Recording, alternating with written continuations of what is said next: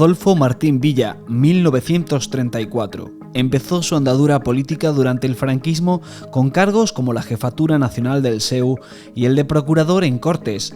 Adquirió mayor protagonismo durante la transición en los gobiernos de Adolfo Suárez y Leopoldo Calvo Sotelo, con quien fue nombrado vicepresidente primero del gobierno tras haber ocupado varias carteras ministeriales.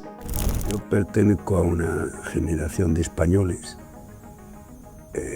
que teníamos a la muerte de Franco mal cumplidos los 40 años. No habíamos hecho la guerra civil, yo tenía un año el 18 de julio de 1936, pero sí que vivimos las consecuencias de la guerra civil. Sobre todo esa etapa, la etapa más incomprensible, no es para mí casi la guerra, donde las barbaridades son de unos y son de otros. La etapa más incomprensible es la etapa esa dura y cruel que discurre entre el final de la guerra pues hasta que comienza una cierta apertura, primero económica, social y cultural.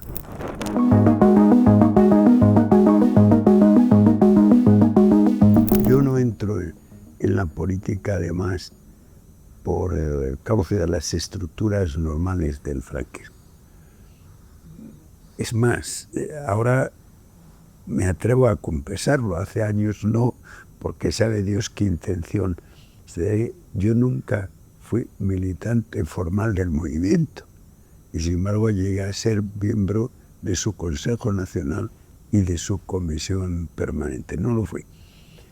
Yo entro en política por un tema muy singular, que es la reforma de las enseñanzas técnicas, que se produce en el año 1957, y yo estoy a favor de él. Hay una huelga contraria a la reforma,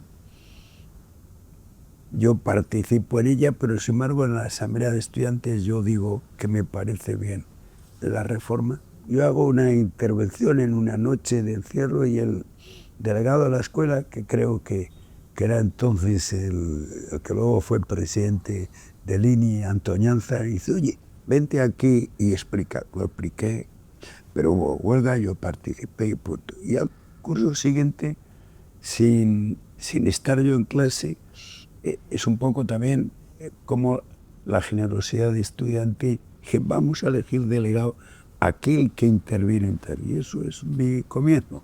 Y así lo soy. Mi primer cargo es ser representante estudiantil en la mutualidad del seguro escolar en el curso 57-58. Y en el curso 58 ya soy designado ya el dirigente del conjunto de la universidad en el Distrito Universitario de Madrid. De modo que yo entro en política por un tema no político, sino sindical y de estudiantes, y por un tema tan ajeno, digamos, ajeno desde el punto de vista de la organización política, como era la reforma de las enseñanzas escénicas.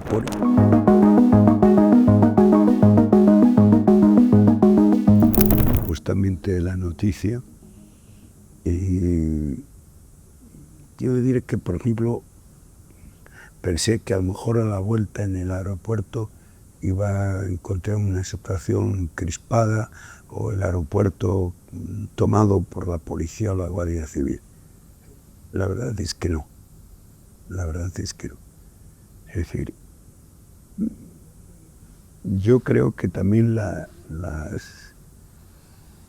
impresión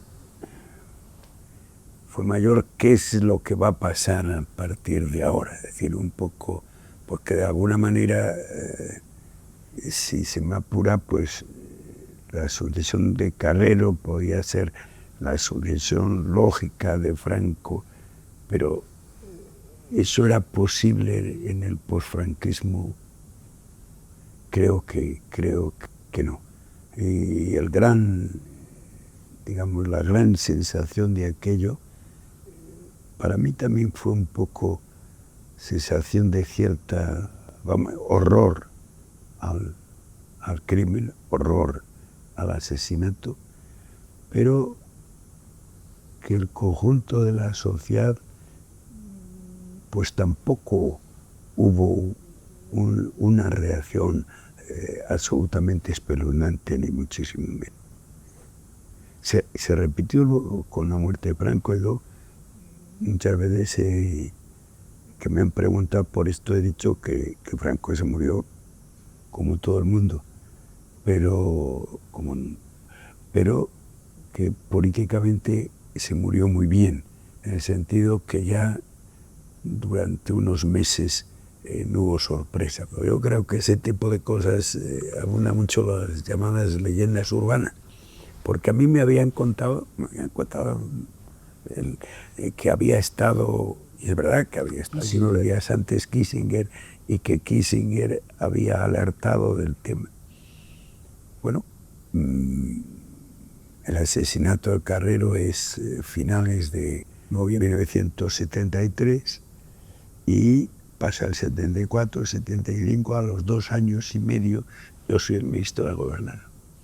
Y de alguna manera, llevado de la curiosidad, pregunté, oiga, que yo he oído en su día de que había informaciones a los cuales pues quizá no se atendió suficientemente bien, que vinieron de la vigilancia de Kissinger y de lo que él parece que había hecho, no había dicho y tal. Díganme que no había nada. No había nada, y si no había nada es que eso no existió, porque la policía y la Guardia Civil escriben todo, o por lo menos entonces escribían todo. Y esta también escribía todo. No había nada. Pero eso se produce en cualquier asesinato, en cualquier magnicidio.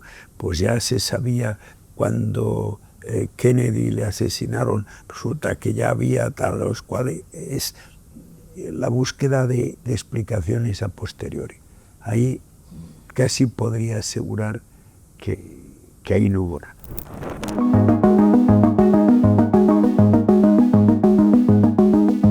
Yo creo que Franco era consciente de que iba a haber un cambio importante. No digo que Franco ya supiera cómo se iba a hacer la transición, pero yo sí que, como ministro de sindicatos en un despacho con Carlos Arias, en ese gobierno de Carlos Arias ya en la monarquía, que duró 7 meses, me acuerdo que un día por la noche pues ya habíamos terminado de despachar y él me contó el último despacho suyo con Franco, en lo cual parece que le explicó, claro, mi general, cuando usted falte, tal, que él creía que a lo mejor era el mismo día que Franco había escrito, había dictado a su hija el testamento, y que Franco dijo, no se preocupe usted, Arias, no se preocupe, dejamos una ancha clase media. Y de eso sí que hay datos de que en la entrevista de Franco con Kissinger, que le hace la misma pregunta, que no se preocupe, aquí dejamos una ancha clase media, un desarrollo o algo así. Por lo tanto, que Franco pensara que Carrero fuera a ser el presidente del gobierno de la monarquía, o que lo pudiera el propio Carlos Arias. Yo, la verdad es que creo que, y no creo que no. Lo que yo creo es que Franco era consciente de que la sucesión suya no iba a ser un franquismo renovado, eso seguro. Hay un dato que alguna vez he oído, que él en el testamento no habla de ninguna de las instituciones, no habla del movimiento nacional, no habla de ninguna de las instituciones del franquismo. Simplemente dice que se apoya al rey y sus preocupaciones sobre la unidad nacional, nada más.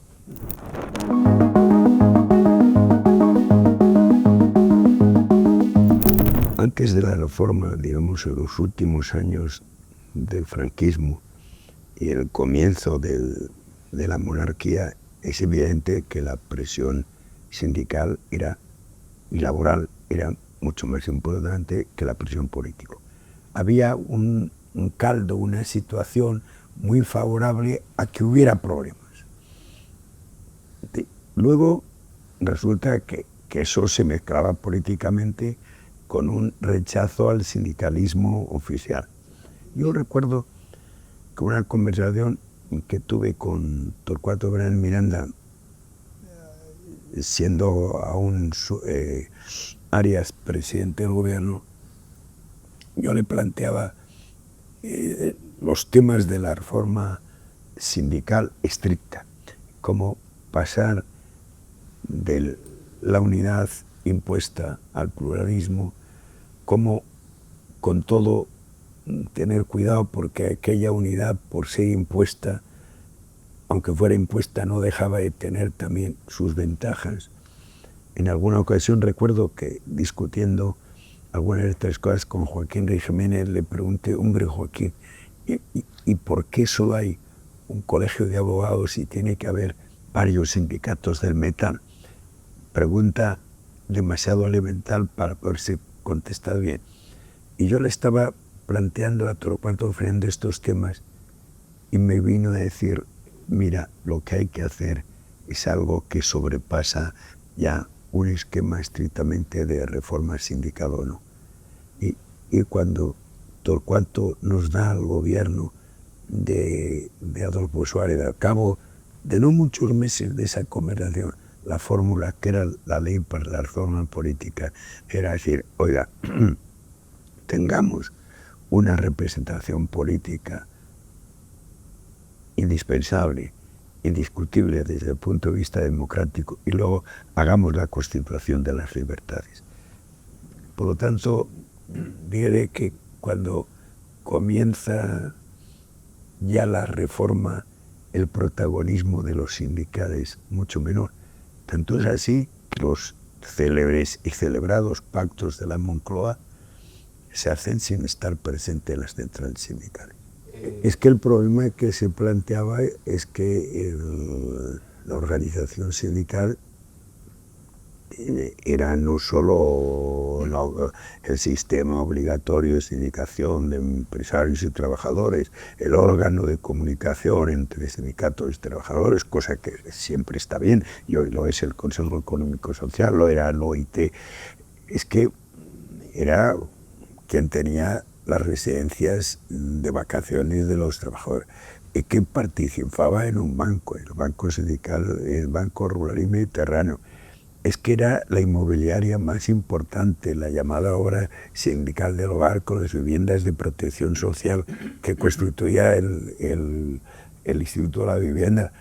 Eso no tenía nada que ver con era la competencia que tenía en la mediación y en el arbitraje, eran las agregadurías laborales. Eso no podía sostenerse, eso eran temas del Estado. No del Estado democrático, de cualquier Estado.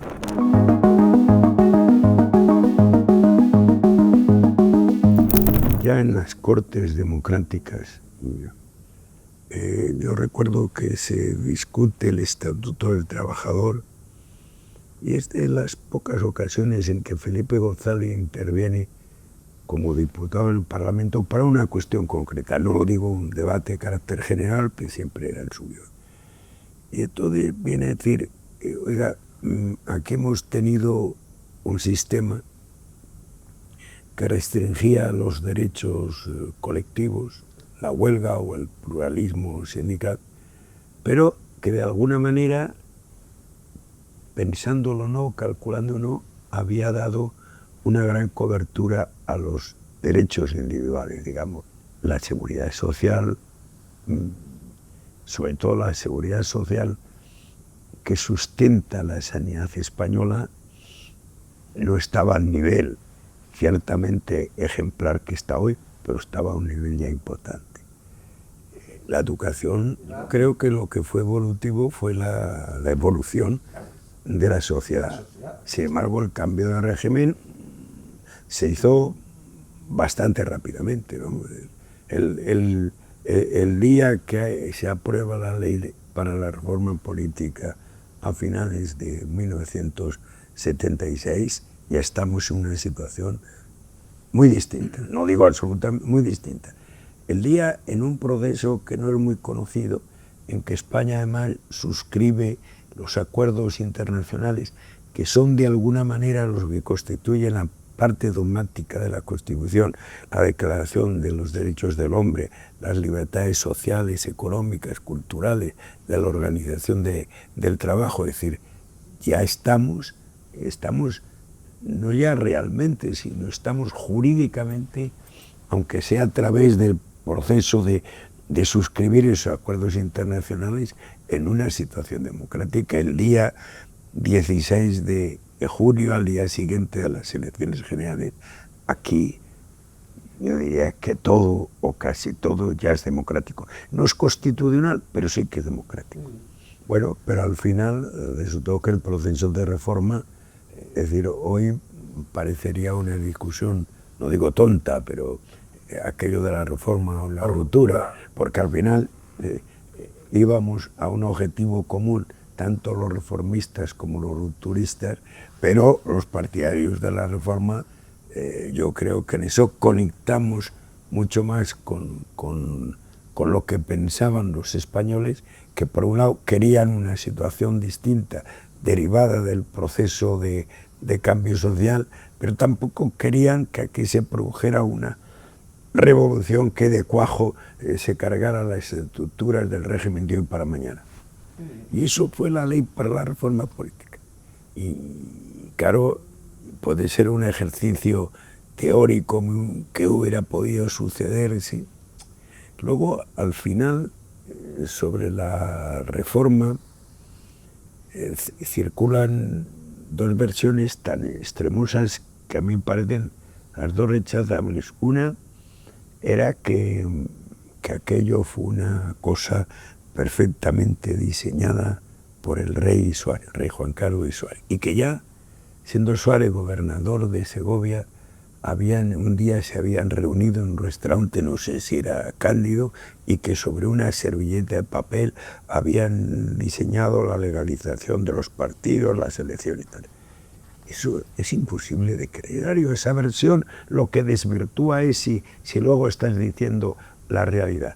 El otro extremo es que era una situación absolutamente desmandada, que se nos iba de las manos, que no sabíamos hoy lo que teníamos que hacer mañana, que fuimos condicionados por las circunstancias, por supuesto, que en mi caso concreto, pues lógicamente el terrorismo, sobre todo el terrorismo de ETA, sobre el Ministerio de la Gobernación, el Ministerio del Interior, lógicamente nos condicionaron un poco, sí, pero que no sabíamos el punto de partida, esa sociedad previamente democratizada, y el punto de llegada, ese régimen político perfectamente democrático, por supuesto que sí, hombre, y que algún acierto tuvimos para ir de un sitio a otro.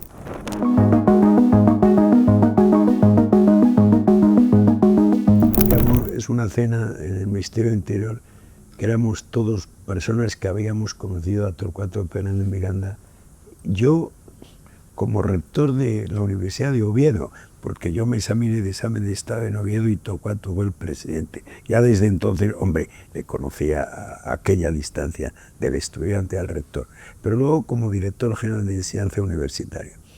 Y hizo esa frase que es muy Torcuato, que es muy definitoria. Es decir, el rey ha sido el empresario, yo el autor y el actor. Lo que pasa es que ahí le faltaba que a veces los actores se hacen de tal manera con el papel que la interpretación del papel importa mucho más que la autoría del libreto. Y de alguna manera yo creo que eso sucedió. Pero Torcuato era así. El que va al Consejo de Ministros, yo creo que es claro y nadie lo discute, que es un papel de Torcuato. Es un papel que yo recuerdo que Adolfo Suárez entra, es el verano de 1976, quizá en agosto, para un consejo extraordinario, y ese papel es de Torcuato. Las costumbres empezaron a cambiar, es decir, los de por ejemplo, en el primer gobierno de la monarquía, aún presidido por Carlos Arias, aún el rey despachaba con todos los ministros. Despachaba más con los ministros de primera, porque eran exteriores, interior, vamos, gobernación, los militares, porque claro, él lo cuidaba eso, Hacienda, y ya los ministros de segunda, como era mi caso, pues despachábamos a lo mejor cada 15 días o así. Luego ya el despacho fue del rey, como lo digo, con el presidente del gobierno. Y era el presidente del gobierno normalmente el que cuando había algún asunto importante decía, hombre, vete a ver al rey, pide audiencia o algo así. Es decir, cambiaron las cosas. Y que el trío definido como empresario, actor y autor por Torcuato era cierto y que eso tuvo que funcionar y que además funcionó muy bien, eso es clarísimo, como la vida misma. Aquí es que cómo se puede dejar fuera del poder a la mitad de España frente a la otra mitad. Lo que había es la idea de que no se podía dejar fuera del juego político a nadie. Yo creo que eso es lo que era una idea muy clara y el otro venía de suyo, que viniera antes o después, pero vendría. Y vino bien.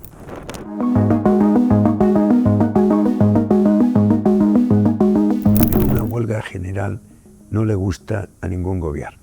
Pero claro, es que aquella huelga general, si se demostraba que el gobierno era un gobierno débil, ineficaz, que no le hacía frente, estaba afectando a la propia autoridad moral del gobierno y a la reforma. Piénsese en las fechas. 12 de noviembre, o pocos días de discusión de la ley para la... O sea que esa huelga había que ganarla. ¿Cómo? Pues yo no he visto a la administración española en toda mi vida funcionar como un reloj como entonces. Constituimos una comisión, que formalmente no se constituye, pero comisión de directores generales, su secretario de los distintos ministerios, y cada uno cumplió con su obligación. Y nos dedicamos fundamentalmente a los servicios públicos. Tanto es así que en el momento, yo lo he contado siempre, que en el momento que el metro de Madrid empieza a circular a primera hora de la mañana, la huelga estaba perdida la huelga, había ganado el gobierno. El consumo eléctrico a media mañana en España era igual que el del día anterior, más o menos, lo cual quiere decir que se estaba trabajando tranquilamente. Éramos un gobierno de penenes, de gente que acabábamos de cumplir los 40 años, o sea que éramos mirados con cierta desconfianza. Nos faltaba currículum, nos faltaba trienios. En el campo de las estructuras y de las personas más ortodoxas del régimen de Franco, empezamos a ser ya peligrosamente traidores. La vía de ruptura fracasó con el referéndum, la ley de la reforma política. Ahí yo creo que, yo cuento mi posición, pero yo creo que predominó, por lo menos predominó en mí, que aquello había que ganarlo porque el gobierno tenía que aparecer como dueño de la situación y no que el país se le iba de las manos. Yo siempre he dicho que Carrillo entraba y salía de España mucho menos de lo que él dice o decía, y mucho más de lo que a mí me decía la policía. Quedemos ahí en el término medio. Y en aquel entonces es verdad que yo un día comiendo con Joaquín Ruiz Jiménez, claro, a mí la policía me decía que ese día que Carrillo entraba era mentira. Y entonces, un día cenando con Ruiz Jiménez, un restaurante cerca del ministerio, me dice que él había estado cenando con Carrillo hace no sé cuántos días, con lo cual dije, es verdad, cosa que coincidía con lo que yo creía. Luego, Carrillo, más allá de una declaración sobre el resultado de la huelga, en que realmente no dijo la verdad porque exageró las cifras, de qué manera, luego ya pasados los tiempos, él me reconoció que había exagerado el tema. No creo que tuviera mucha intervención directa. Eso desafío se evidenció, que fue la rueda de prensa, que ahí es donde hubo el desafío, y que yo lo entendí como desafío, no un desafío político de que, porque ya estábamos muy cerca de pretender la legalización del PD, sino desafío, digamos, esa tomadura de pelo al Estado. Digamos, decir, mire usted, lo que no puede suceder es que el prestigio de los servicios públicos, en este concreto el prestigio de la policía y de la Guardia Civil, se pueda ver dañado de tal forma. Por ello había que encontrar a Carrillo y había que liberar a Carrillo, las dos cosas.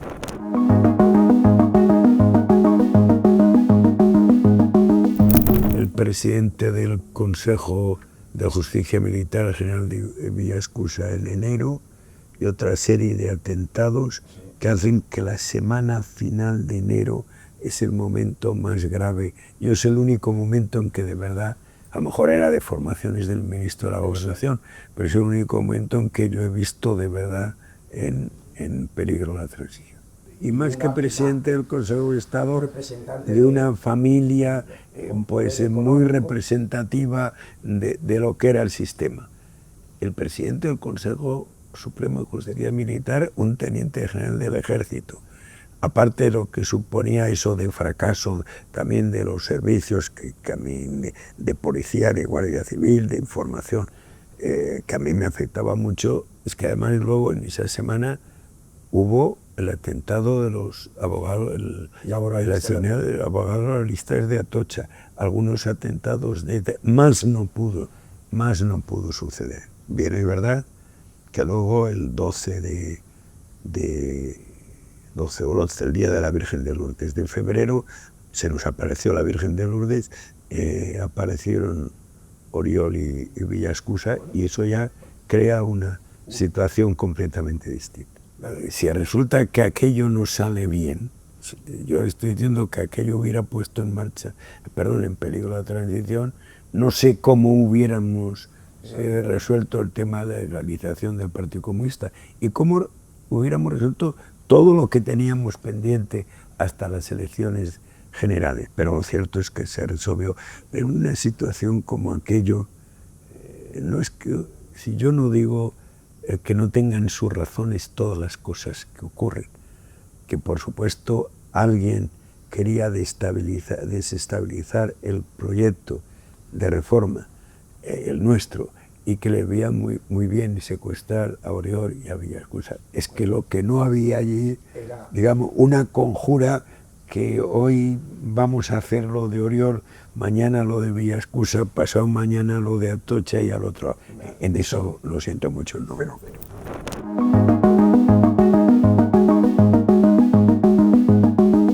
La verdad es que el papel de José María Olmero fue estupendo. Y esa conversación en su casa de Santiago Carrillo y Adolfo Suárez fueron fundamentales. Yo no estuve informado de esa conversación previamente. Me enteré porque el director general de seguridad me dijo, se han visto, pues no sé, a él se lo dirían sus propios servicios, se han visto en casa. Yo supe e inmediatamente de conocerlo, Adolfo Suárez me contó el contenido de la conversación y yo creo que fue decisiva porque comenzó un entendimiento entre las personas que al final fue de mucho más que esas conjuras judeo-masónicas de las que he hablado. Es decir, y que es una expresión más del buen entendimiento de dos colectivos en la transición, que eran los veteranos antifranquistas, Carrillo, Rubial, Tarradellas, con los jóvenes reformistas del franquismo. Eso funcionó sin que nadie organizara el buen funcionamiento. Funcionó desde siempre, hubo una comprensión mutua y el punto inicial de esa comprensión y de ese entendimiento es esa conversación. Si ustedes no lo hacen de acuerdo con la legalidad, entrarán en los tribunales. En esto, el Tribunal Supremo tuvo toda la razón. Otra cosa es que nos resultara molesto, que no resultó, pero tenía toda la razón. Claro, quizá el miércoles o el martes de aquella semana yo fui a despachar con el rey. Por supuesto, si hoy se transmitiera aquella conversación, yo no le fui a pedir permiso, no tenía sentido, ni a comprometerle, no tendría sentido. pero él estaba en la operación, no conocía a lo mejor los detalles que yo le estaba contando, pero que él estaba en la operación absolutamente a favor. Es claro, es más, si no llega a estar a favor, a lo mejor ni siquiera nos hubiéramos atrevido a hacerlo. Estaba no solo a favor, sino impulsando.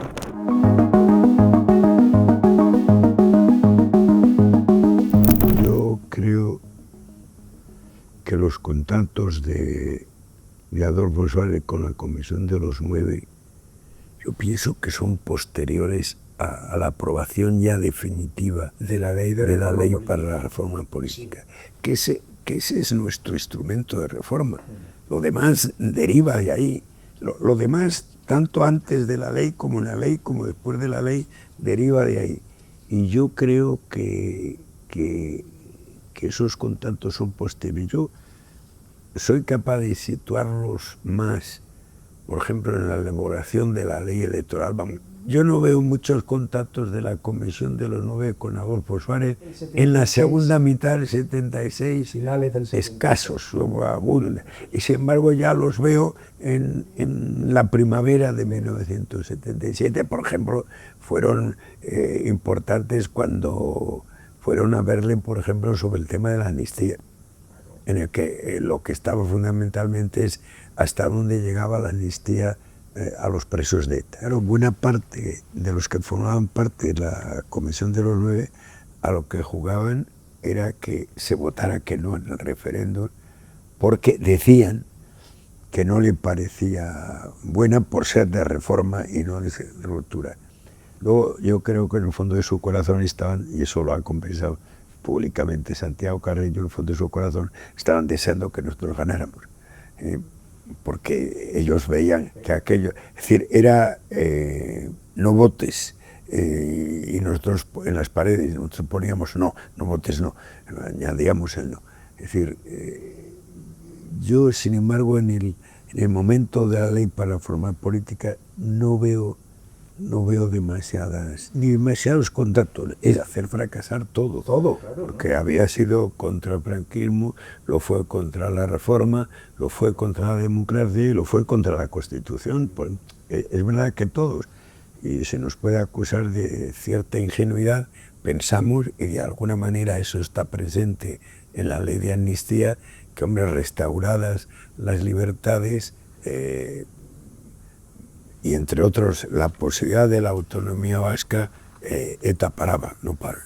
Hombre, hay que comprender que la situación en nuestra época era muy difícil. Primero, nosotros veníamos de donde veníamos y había gente impecablemente democrática que de alguna manera pensaba en una cierta justificación o explicación al menos de la acción de ETA. Y eso en el País Vasco abordaba mucho más que en el resto de España. No quiere decir que aquellos gobiernos no teníamos el apoyo social que luego se tuvo frente al terrorismo y frente al terrorismo de ETA. No había colaboración internacional. Francia, pues de alguna manera decía, hombre, sí, ustedes quieren traer la democracia, pero no la tienen, y por lo tanto, ¿cómo me piden una colaboración? A veces no te lo decían con tanta claridad, pero a veces sí.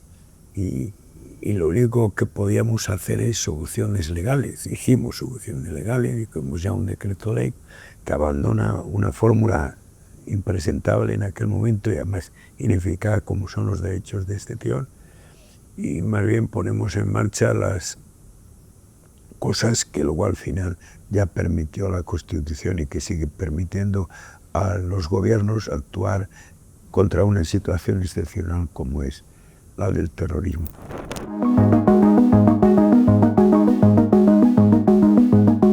Pues en la despedida de Adolfo Suárez como presidente del gobierno, que él creía que él ese tema lo tenía resuelto. Siempre de alguna manera Adolfo Suárez, que tenía digamos, por lo militar, un cuidado mucho mayor que el que yo he tenido. Siempre pensaba, supongo que podía, pero que podía pasar algo. El propio espectáculo de los guardias civiles con distintos uniformes, a veces con un aspecto desarrapado y tal, ya a mí me produjo vamos, me produjo rechazo total, pero hasta desazón.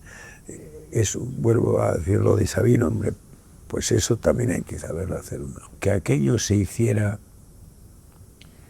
como consecuencia de la desconfianza del mundo militar en relación con que Adolfo Suárez les había engañado respecto a la legalización del Partido Comunista, era una tesis que mi gran amigo y admirado Sabino Fernández Campos alguna vez la sustentaba, y que yo siempre estuve en contra, porque ya en el año 1981 el Partido Comunista formaba parte con toda naturalidad del paisaje político, tenía alcaldes, concejales, senadores, diputados, y ya no era preocupación para nadie, ni siquiera para Tejero. Cuando me doy cuenta que es Tejero, digo, coño, Tejero, para mí era Tejero.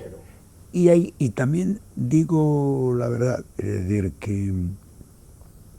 que de todo el conjunto de los responsables, a mí me parece que el más honesto fue Tejero. Primero, yo que le conocía por esos antecedentes, hombre, siempre tienes el peligro que en una situación como esta pueda haber tiros y pueda haber heridos y pueda haber muertos. Pero también creía que Tejero haría todo lo posible porque eso no sucedía. Era un poco el recuerdo que yo tenía de una persona de la que me distaban kilómetros, miles de kilómetros, pero que creo que tenía un fondo, por lo menos, de aceptar su responsabilidad. Yo es que tuve una conversación esa madrugada con Tejero, bueno, en el aburrimiento, en el nerviosismo, en el hastío, en el cabreo de esa mañana. Digo, yo quiero hablar con el teniente coronel. Y yo hablé allí, vino Tejero, y le dije, oiga, no comprende que esto no va a ningún sitio, que usted lo que tiene que hacer es disolver esto lo antes posible porque no vaya a haber un problema, ya aquello se veía que no. Y la verdad es que me contestó bien, pues me vino a decir, oiga, señor ministro, ¿usted cree que yo he organizado todo este follón para que usted ahora aquí en 2 minutos me diga lo que tengo que hacer?